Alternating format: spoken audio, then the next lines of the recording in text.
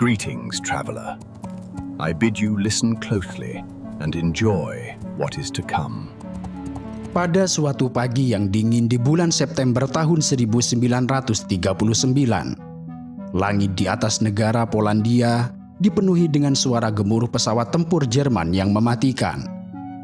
Kilatan cahaya dari meriam dan rentetan peluru mesin yang menghujam kota-kota dalam sekejap membelah ketenangan yang selama ini telah rapuh. Tank-tank Panzer yang maju dengan cepat melibas jalan-jalan yang berbatu, sedangkan angkatan bersenjata Jerman merangsek maju dengan disiplin tanpa celah. Dalam hitungan hari, Polandia yang malang itu jatuh ke dalam cengkeraman kekuatan yang mengerikan. Begitulah awal dimulainya perang paling berdarah dalam sejarah manusia bernama Perang Dunia II. Sejak hari itu hingga dalam 6 tahun ke depan, dunia akan menyaksikan kehancuran dalam skala yang belum pernah terjadi sebelumnya. Kota-kota yang baru saja bangkit dari kehancuran Perang Dunia I segera berubah kembali menjadi abu, dan peradaban manusia mencapai titik terendahnya. Kendati demikian, dari kehancuran itu pula lahir tatanan dunia baru yang membentuk peradaban modern yang kita kenal hari ini.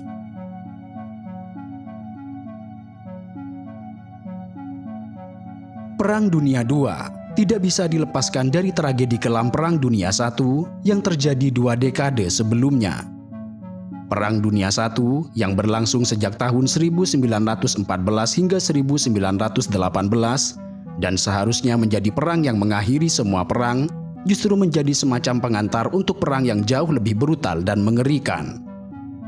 Perang Dunia I melibatkan negara-negara besar di Eropa dalam pertempuran darah yang luar biasa, dengan jutaan tentara tewas di medan perang parit yang brutal. Hanya saja, ketika debu peperangan telah mengendap dan perjanjian damai telah disepakati, dunia bukannya menemukan perdamaian yang abadi, melainkan menumbuhkan benih untuk perang berikutnya. Semuanya bermula dari perjanjian Versailles tahun 1919 yang mengakhiri Perang Dunia I. Hari itu, di sebuah ruangan besar yang dihadiri para diplomat dari seluruh dunia, delegasi Jerman tampak duduk dalam diam. Sementara Inggris, Perancis, dan Amerika Serikat yang memenangkan perang dan menjadi kekuatan besar dalam konferensi ini hendak menghancurkan Jerman sehancur-hancurnya. Perancis yang tanahnya hancur oleh perang menginginkan balas dendam dan ingin melemahkan Jerman selama-lamanya. Lalu, Inggris memastikan Jerman tidak akan pernah lagi menjadi ancaman, tetapi juga tidak ingin sepenuhnya menghancurkan mereka. Sementara Amerika Serikat, di bawah kepemimpinan Presiden Woodrow Wilson, lebih memilih pendekatan damai dengan 14 poin Wilson yang berisi konsep Liga Bangsa-Bangsa dan perdamaian dunia. Namun pada akhirnya, suara Perancis yang dominan benar-benar menghancurkan negara Jerman. Pada 28 Juni tahun 1919, delegasi Jerman dengan penuh rasa terpaksa menandatangani perjanjian Versailles yang berisi 440 pasal yang mengatur berbagai hukuman berat. Beberapa poin perjanjian itu adalah Jerman dipaksa mengakui dan menerima tanggung jawab penuh atas perang, yang kemudian dijadikan dasar untuk tuntutan ganti rugi yang sangat besar. Jerman diwajibkan membayar ganti rugi perang sebesar 132 miliar mark emas atau sekitar ratusan miliar dolar saat ini, yang kemudian menghancurkan ekonomi Jerman dan menyebabkan inflasi yang sangat parah. Selain itu, militer Jerman juga dibatasi hanya 100.000 tentara tanpa angkatan udara, kapal perang besar atau tank yang membuatnya hampir tidak berdaya.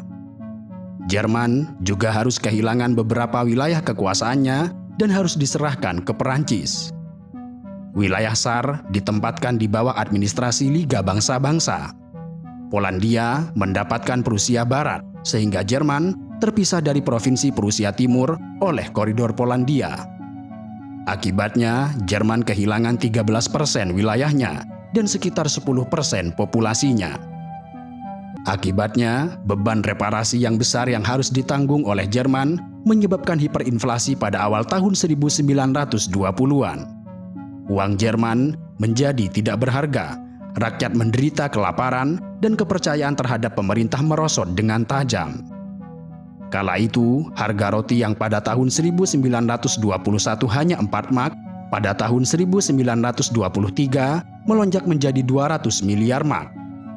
Kondisi ini membuat warga Jerman harus membawa gerobak penuh uang kertas hanya untuk membeli bahan makanan sehari-hari. Bahkan tidak sedikit dari mereka yang membakar tumpukan uang hanya untuk sekedar menghangatkan diri. Tabungan seumur hidup orang-orang Jerman menjadi hancur dalam semalam.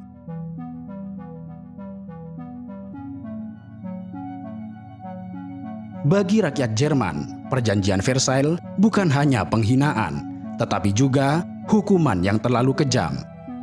Ekonomi mereka menjadi hancur, harga diri mereka terinjak-injak, dan kemarahan mulai membara di hati mereka. Pemandangan rakyat yang kelaparan, pengangguran massal, dan kehancuran ekonomi menanamkan kemarahan yang mendalam terhadap Perjanjian Versailles dan negara-negara yang menyusunnya. Dan celakanya, seorang veteran perang muda berkumis kotak yang saat itu sedang mencoba membangun kembali kehidupannya juga ikut merasakan penghinaan ini. Pemuda berkumis kotak itu bernama Adolf Hitler. Dia merupakan salah seorang yang paling merasakan dampak dari Perjanjian Versailles. Sebagai seorang veteran Perang Dunia I, ia melihat langsung bagaimana Jerman kalah dalam perang, dan ia tidak bisa menerima penghinaan yang diberikan kepada negaranya. Maka pada tahun 1919, ia bergabung dengan Partai Pekerja Jerman, yang kemudian ia ubah menjadi Partai Nazi. Dengan menggunakan propaganda yang luar biasa, Hitler menyampaikan 3 pesan utama yang menggugah emosi rakyat Jerman. Pertama, Perjanjian Versailles adalah penghinaan dan harus dihancurkan. Kedua, orang Yahudi dan komunis adalah penyebab utama kehancuran Jerman. Dan ketiga, Jerman harus membangun kembali kejayaannya dan memperluas wilayahnya. Pada tahun 1923, dalam keputusasaan akibat ekonomi yang hancur, Hitler mencoba melakukan kudeta di Munich yang dikenal sebagai Beerhalputsch. Namun, kudeta ini gagal total dan Hitler berakhir di penjara. Kendati demikian, selama di penjara, Hitler justru menulis Mein Kampf, sebuah buku yang menjadi manifesto Nazi. Dalam buku ini, ia menuliskan visinya tentang menghancurkan Perjanjian Versailles, mengusir Yahudi dari Jerman, dan menaklukkan wilayah di timur untuk bangsa Arya. Dan ketika akhirnya dibebaskan, Hitler menyusun strategi baru, bukan merebut kekuasaan dengan kekuatan, tetapi melalui sistem politik. Di tengah ketegangan politik ini, dunia dihantam oleh depresi besar tahun 1929. Krisis ekonomi global yang menyebabkan kehancuran keuangan di banyak negara. Amerika, Inggris, dan Perancis berusaha keras untuk memulihkan perekonomian mereka. Sementara rakyat Jerman semakin terpuruk dalam kehancuran. Namun demikian, Jerman menggunakan krisis ini sebagai alasan untuk mempercepat militerisasi. Ketika partai-partai politik yang ada gagal memberikan solusi konkret, Hitler dan Nazi menawarkan sesuatu yang baru, yaitu kebangkitan bagi Jerman. Hitler dan Partai Nazi naik ke tampuk kekuasaan pada tahun 1933 dengan janji mengembalikan kejayaan Jerman, menolak Perjanjian Versailles, dan memperluas ruang hidup bagi bangsa Arya. Dengan propaganda yang cerdas serta penindasan brutal terhadap lawan-lawan politiknya, Hitler dengan cepat mengubah Jerman menjadi negara totaliter dengan kekuatan militer yang berkembang dengan pesat. Sementara itu, di Italia, Benito Mussolini telah lebih dulu mempelopori ideologi fasisme, sebuah sistem pemerintahan yang mengutamakan kekuasaan absolut negara dan militerisme. Italia, meskipun tidak sekuat Jerman, juga memiliki ambisi imperialisnya sendiri, terutama di kawasan Afrika. Kemudian, di timur, Jepang telah berkembang menjadi kekuatan militer yang agresif, yang berambisi untuk menguasai Asia Pasifik. invasi ke Manchuria pada tahun 1931, dan kemudian ke seluruh Cina pada tahun 1937 menunjukkan tekad Jepang untuk membangun kerajaan besar di Asia. Di sisi lain, Uni Soviet yang dipimpin oleh Joseph Stalin juga mengadopsi pemerintahan totaliter dalam bentuk komunisme, meskipun dengan visi yang berbeda dari fasisme.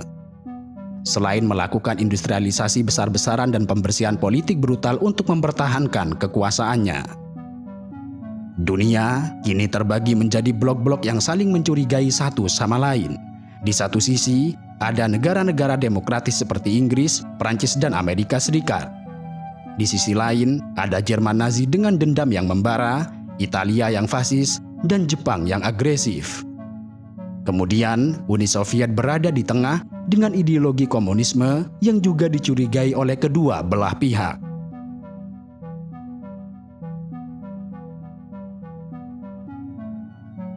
Ketika Hitler mulai menancapkan pengaruhnya di negara Jerman, ia mulai melanggar perjanjian Versailles secara terang-terangan. Hitler membangun kembali angkatan bersenjata Jerman, memperkenalkan wajib militer, dan bahkan mengirim pasukan ke Rhineland, wilayah yang seharusnya menjadi zona bebas militer. Kala itu, dunia hanya bisa melihat tanpa banyak bertindak, sebab kebanyakan negara ingin menghindari perang lain setelah kengerian Perang Dunia I. Akan tetapi, tindakan Hitler tidak berhenti sampai di sana. Pada tahun 1938, ia mencaplok Austria dalam peristiwa Anschluss. Dan setahun kemudian, ia menuntut wilayah Sudetenland dari Cekoslovakia.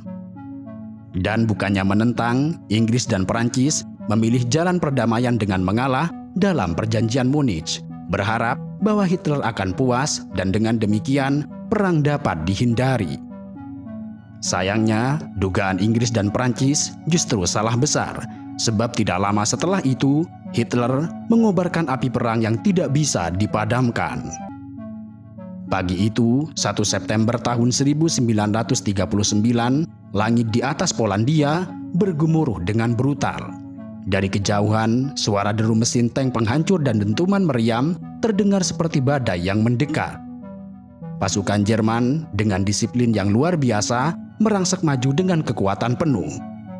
Mereka mengusung strategi Blitzkrieg, perang kilat yang mengandalkan kecepatan, kejutan, dan koordinasi serangan udara serta darat yang sangat mematikan.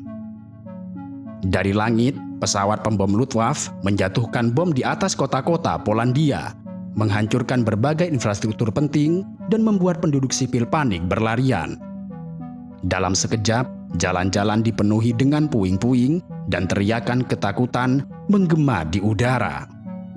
Sementara di darat, tank-tank Panzer bergerak dengan cepat, melibas pasukan Polandia yang kalah dalam persenjataan dan jumlah. Di sisi lain, dari timur, Uni Soviet juga ikut bergerak.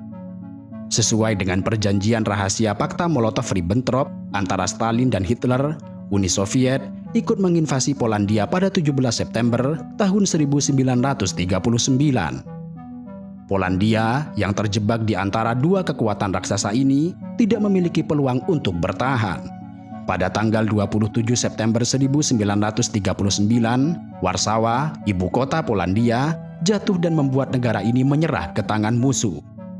Saat itu, dunia terkejut melihat betapa cepatnya Jerman dan Uni Soviet menghancurkan sebuah negara. Dan itu menjadi awal dari kehancuran yang sesungguhnya.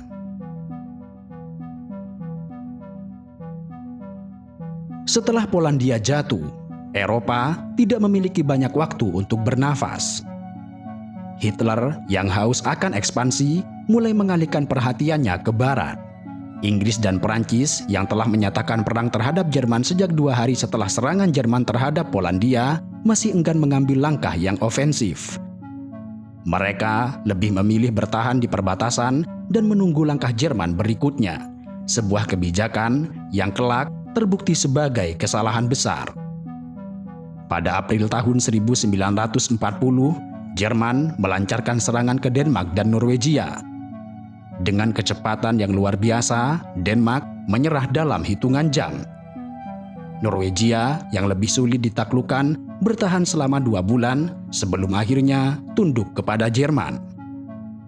Namun demikian, ini tidaklah seberapa, sebab serangan yang sesungguhnya terjadi pada Mei tahun 1940, ketika Jerman menyerbu Belgia, Belanda dan Prancis secara bersamaan. Dengan menggunakan strategi Blitzkrieg yang terbukti efektif dan mematikan, Jerman menghancurkan pertahanan sekutu dalam waktu singkat. Dalam waktu kurang dari 2 bulan, pasukan Jerman berhasil menduduki Prancis, sehingga pada 22 Juni tahun 1940, Prancis menyerah secara resmi. Kala itu, di hadapan kamera, Hitler menatap kota yang telah berhasil ditaklukkannya. Tatapannya seperti menegaskan bahwa Jerman yang selama ini dihancurkan, kini telah kembali dengan kekuatan yang sulit dipadamkan. Dunia menyaksikan dengan rasa ngeri betapa dahsyatnya kekuatan yang dimiliki militer Nazi. Setelah Perancis jatuh, hanya Inggris yang tersisa sebagai kekuatan besar di Eropa yang menentang Jerman. Namun, Hitler memiliki rencana besar, yaitu Operasi Sea Lion yang bertujuan menghancurkan Inggris. Untuk mewujudkannya, Luftwaffe harus terlebih dahulu menghancurkan Angkatan Udara Kerajaan Inggris atau RAF. Maka dimulailah pertempuran Inggris, pertempuran udara terbesar dalam sejarah. Dari Juni hingga Oktober tahun 1940, langit di atas Inggris dipenuhi dengan pesawat-pesawat tempur. Kota-kota seperti London, Coventry, dan Birmingham dibombardir setiap malam dalam kampanye yang dikenal sebagai The Blitz. Namun demikian, Inggris mampu bertahan dengan baik, dan berkat radar yang inovatif serta keberanian pilot-pilot mudanya, RAF berhasil menahan gempuran Luftwaffe. Dan ini untuk pertama kalinya Hitler mengalami kekalahan.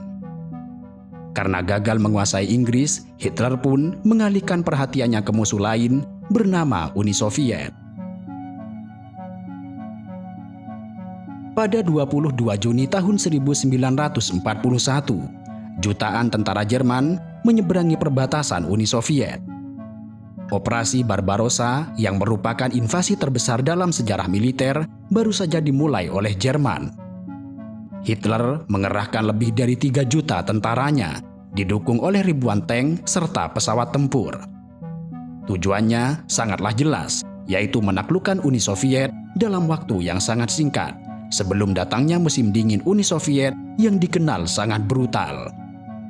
Serangan ini mengejutkan Stalin yang selama ini percaya bahwa Hitler akan menghormati fakta non-agresi mereka. Dalam minggu-minggu pertama, Jerman meraih kemenangan besar. Kota-kota seperti Minsk, Smolensk, dan Kiev jatuh satu persatu. Namun, di balik kesuksesan awal ini, ada satu kesalahan besar yang dilakukan oleh Hitler, yaitu meremehkan Rusia dan musim dinginnya yang dikenal sangat kejam.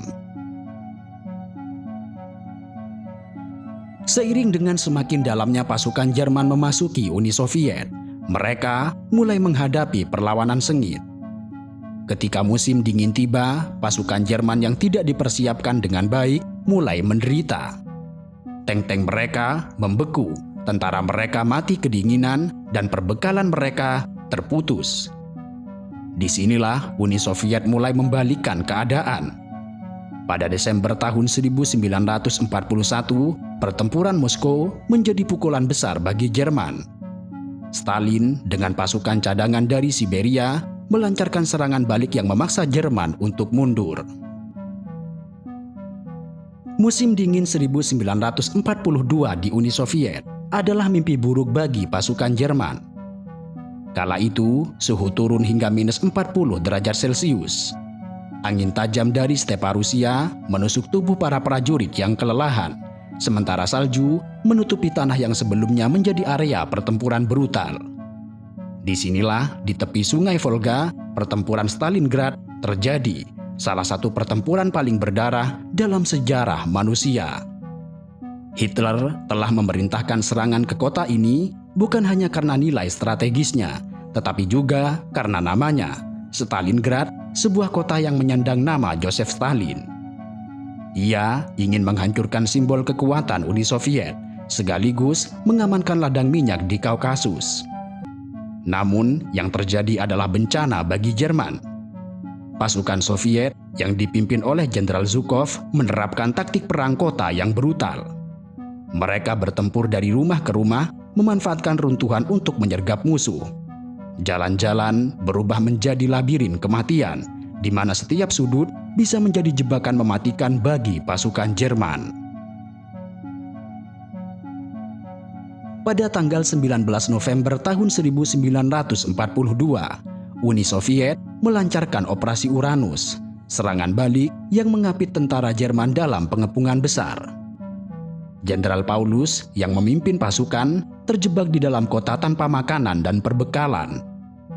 Dalam kondisi itu, Hitler memerintahkan mereka untuk bertahan sampai akhir, menolak permintaan Paulus untuk mundur. Namun demikian, pada 2 Februari tahun 1943, setelah menderita kelaparan dan kehancuran total, Paulus menyerah. Dan akhirnya, dari 300.000 tentara Jerman yang memasuki Stalingrad, hanya sekitar 90.000 orang yang masih hidup untuk ditawan oleh Soviet. Adapun sisanya tewas dalam pertempuran atau karena kelaparan dan cuaca ekstrim. Kekalahan di Stalingrad menjadi titik balik dalam perang, di mana Jerman yang sebelumnya tampak tidak terkalahkan, kini mulai kehilangan momentumnya.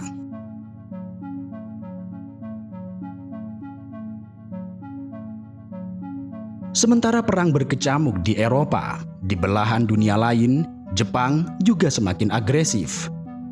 Mereka telah menginvasi Cina sejak tahun 1937 dan kini mereka mengincar Asia Tenggara dan Pasifik. Pada 7 Desember tahun 1941, Jepang melancarkan serangan mendadak ke pangkalan Angkatan Laut Amerika Serikat di Hawaii. Serangan ini dilakukan dengan presisi yang luar biasa, sehingga menghancurkan kapal-kapal perang Amerika Serikat serta ribuan tentaranya. Keesokan harinya, Presiden Franklin D. Roosevelt berpidato di hadapan Kongres dan menyebut tanggal 7 Desember sebagai hari yang akan dikenang sebagai aib. Amerika pun menyatakan perang terhadap Jepang, dan tidak lama kemudian Jerman dan Italia menyatakan perang terhadap Amerika Serikat. Maka dengan masuknya Amerika Serikat, perang kini benar-benar menjadi konflik global. Sejak serangan pada 7 Desember tahun 1941, Jepang berada di atas angin.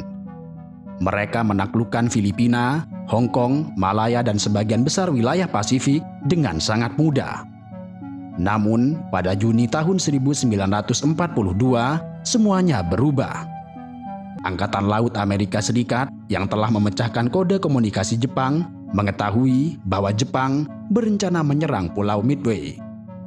Laksamana Chester Nimitz yang memimpin armada Pasifik menyiapkan jebakan untuk Jepang. Pada 4 Juni tahun 1942, pesawat-pesawat pembom Amerika Serikat dari kapal induk USS Enterprise, USS Hornet, dan USS Yorktown menyerang armada Jepang secara mendadak. Dalam waktu singkat, 4 kapal induk Jepang, yaitu Akagi, Kaga, Soryu, dan Hiryu, hancur berkeping-keping. Kala itu, Jepang kehilangan lebih dari 300 pilot terbaiknya, sebuah kerugian yang tidak bisa mereka pulihkan. Setelah Midway, Jepang tidak lagi mampu melakukan operasi ofensif besar-besaran. Sementara itu, Amerika Serikat kini mulai bergerak maju, merebut pulau demi pulau dalam strategi island hopping, menyiapkan jalan untuk menuju Jepang.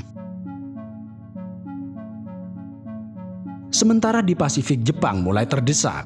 Di Eropa, Sekutu juga mulai melancarkan serangan balik. Inggris dan Amerika Serikat memulai operasi Torch pada November tahun 1942, menyerang pasukan Jerman dan Italia di Afrika Utara. Jenderal Erwin Rommel, komandan legendaris Afrika Korps, mencoba bertahan, tetapi dengan keunggulan udara dan laut, Sekutu berhasil mengusir Jerman dari Afrika pada Mei tahun 1943. Setelah Afrika dikuasai, target berikutnya adalah Italia. pada Juli tahun 1943, pasukan Sekutu mendarat di Sisilia dalam Operasi Husky. Dalam waktu beberapa minggu, mereka berhasil merebut pulau tersebut dan memaksa Italia untuk menyerah. Kendati demikian, Jerman tidak membiarkan Italia jatuh begitu saja. Hitler mengirim pasukan untuk menduduki Roma dan Italia Utara, menempatkan Benito Mussolini sebagai pemimpin bonika di Republik Salu. Dengan begitu, pertempuran di Italia berlangsung dengan sengit. Kota demi kota harus direbut dengan susah payah. Pertempuran Monte Cassino menjadi salah satu pertempuran paling berdarah di front Italia, di mana biara kuno Monte Cassino dihancurkan oleh serangan udara Sekutu. Namun demikian, dengan perlahan tapi pasti, Sekutu terus maju menuju Roma. Hingga akhirnya, pada 4 Juni tahun 1944, Roma jatuh ke tangan Sekutu. Sementara itu, Sekutu telah menyiapkan serangan terbesar dalam sejarah militer. Serangan itu bernama Operasi Overlord atau yang lebih dikenal sebagai D-Day.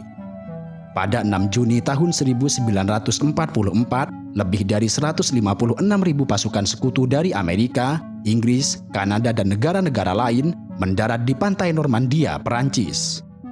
Mereka menghadapi tembakan sengit dari pertahanan Jerman yang dikenal sebagai Atlantic Wall.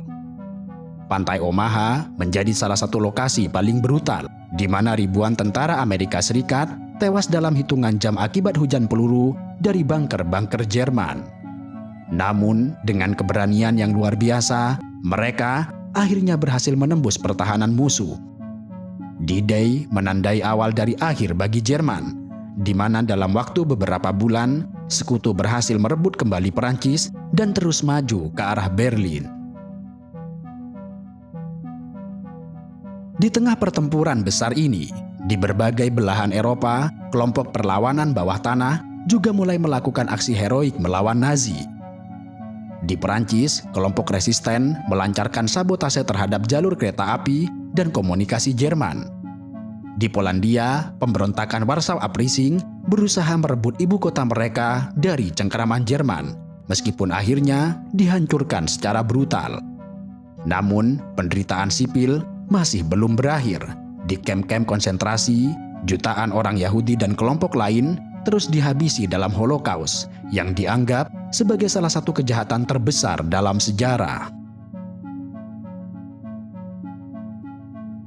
Musim dingin tahun 1944 hingga 1945 menjadi saksi kehancuran yang tidak terelakkan bagi Jerman.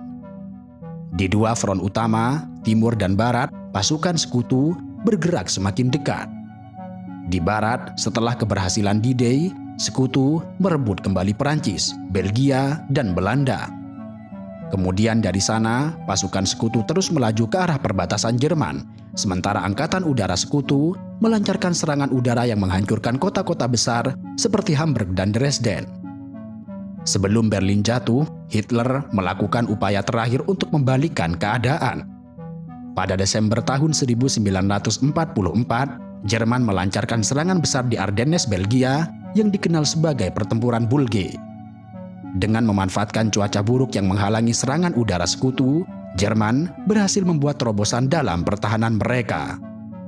Jerman mengepung kota Bastogne dan pasukan Amerika Serikat yang bertahan di sana nyaris kehabisan amunisi dan perbekalan. Namun demikian, setelah beberapa minggu terlibat dalam pertempuran sengit, Sekutu berhasil mengusir Jerman kembali. Kekalahan ini membuat Hitler kehilangan hampir semua cadangan pasukan serta mempercepat kejatuhannya. Sementara di timur, Uni Soviet yang kini menjadi kekuatan besar dengan lebih dari 6 juta tentara mulai bergerak menuju jantung Jerman. Stalin telah memerintahkan operasi Bagration, serangan besar-besaran yang meluluh lantakkan pertahanan Jerman di front timur. Pada Januari 1945, pasukan Soviet mencapai perbatasan Jerman dan mulai mengepung Berlin. Kemudian, pada April 1945, pasukan Soviet telah mengepung Berlin.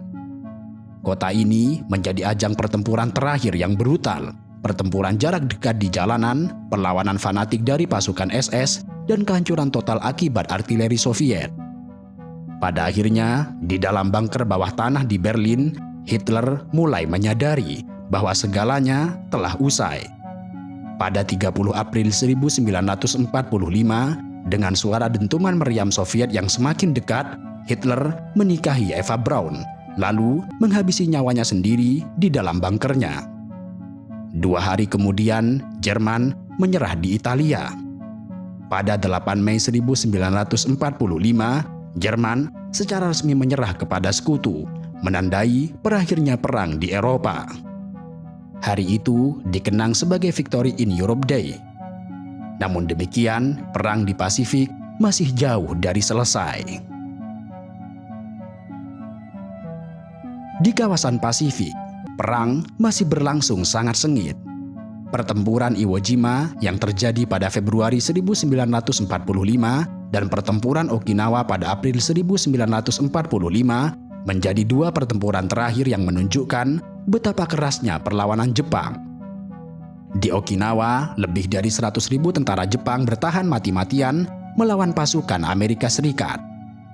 Jepang menggunakan kamikaze, pilot bunuh diri yang menabrakkan pesawat mereka ke kapal-kapal Amerika. Setelah pertempuran berdarah yang berlangsung berbulan-bulan, akhirnya Okinawa jatuh ke tangan Amerika. Namun demikian, pertempuran ini menimbulkan dilema besar. Jika Jepang terus bertahan seperti ini, akan ada banyak korban yang harus diterima oleh sekutu jika mereka benar-benar menginvasi daratan Jepang. Kala itu, Presiden Harry Truman yang menggantikan Roosevelt setelah kematiannya pada April 1945 menghadapi keputusan besar antara menggunakan senjata baru yang belum pernah digunakan sebelumnya bernama bom atom atau membiarkan perang berlalu semakin panjang. Setelah menimbang, hasilnya adalah apa yang sudah diketahui bersama. Pada pagi hari 6 Agustus 1945, sebuah pesawat pembom Amerika Serikat bernama Enola Gay terbang di atas kota Hiroshima. Dan beberapa saat kemudian, dunia menyaksikan teror yang belum pernah terjadi sebelumnya. Sebuah bola api meledak di atas kota, menelan Hiroshima dalam panas yang mencapai ribuan derajat Celcius. Dalam hitungan detik, 80.000 orang tewas terpanggang tanpa sisa dan ribuan lainnya menyusul akibat luka bakar serta radiasi. Kendati demikian, Jepang masih menolak untuk menyerah. Hingga 3 hari kemudian, pada 9 Agustus tahun 1945, bom kedua dijatuhkan di Nagasaki yang menewaskan 40.000 orang seketika. Akhirnya, pada 15 Agustus 1945, Kaisar Hirohito mengumumkan bahwa Jepang menyerah tanpa syarat. Pada 2 September tahun 1945, di atas kapal perang USS Missouri, Jepang secara resmi menandatangani dokumen kapitulasi yang menandai akhir dari Perang Dunia II. Dan hari itu dikenal sebagai VJ Day atau Victory over Japan Day.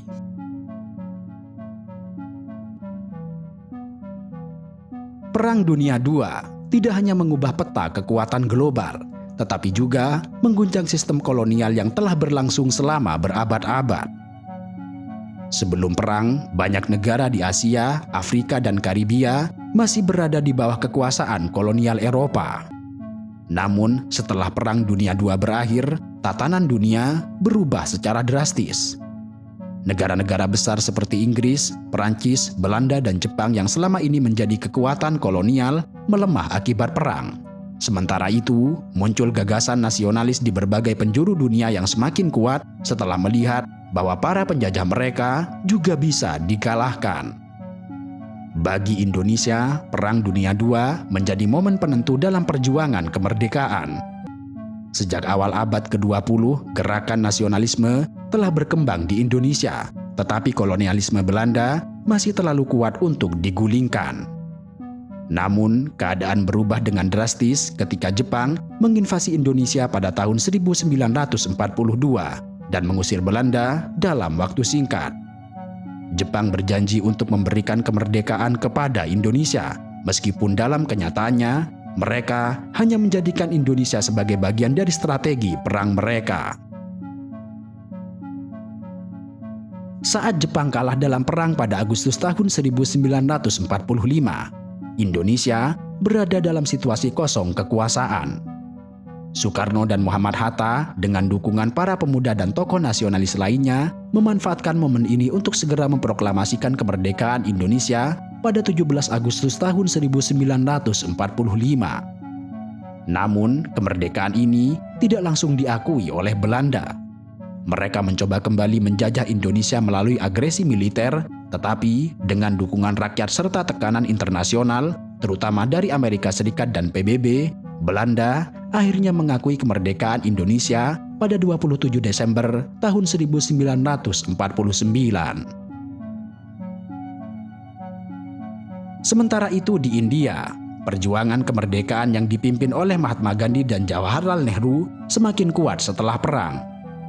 Inggris yang kehabisan sumber daya setelah bertahun-tahun bertempur melawan Jerman dan Jepang tidak lagi mampu mempertahankan India.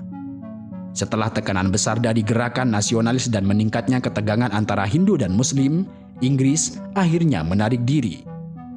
Pada 15 Agustus tahun 1947, India merdeka, tetapi dengan konsekuensi besar, negara ini dibagi menjadi dua, yaitu India dan Pakistan karena perbedaan agama dan politik.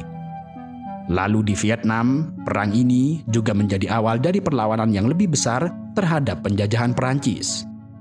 Setelah Jepang menyerah pada tahun 1945, Ho Chi Minh dan Viet Minh memproklamasikan kemerdekaan Vietnam.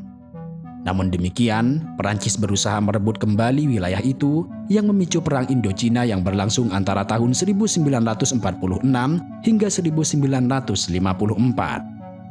Setelah bertahun-tahun berperang, akhirnya Vietnam mengalahkan Perancis dalam pertempuran Dien Bien Phu yang mengarah pada kemerdekaan Vietnam, Laos, dan Kamboja.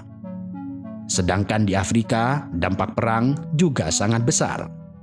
Banyak orang Afrika yang direkrut untuk bertempur dalam pasukan sekutu dan mereka mulai menyadari bahwa mereka juga berhak atas kemerdekaan. Negara-negara seperti Ghana, Aljazair, dan banyak negara lainnya akhirnya meraih kemerdekaan dari kekuasaan kolonial Eropa.